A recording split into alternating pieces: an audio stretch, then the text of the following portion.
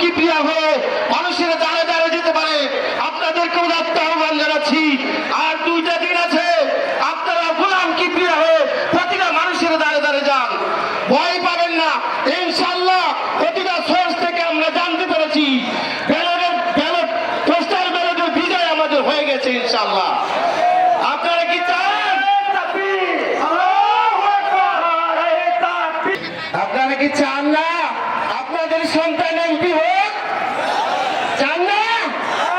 তাহলে প্রত্যেকটা ভাই এক একটা গোলাম কিবরিয়া হয়ে বুকের সাহস নিয়ে প্রত্যেকটা ঘরে ঘরে যান। আর 2টা দিন আছে, গোলাম কিবরিয়া ভাইয়ের পক্ষে ভোট চান।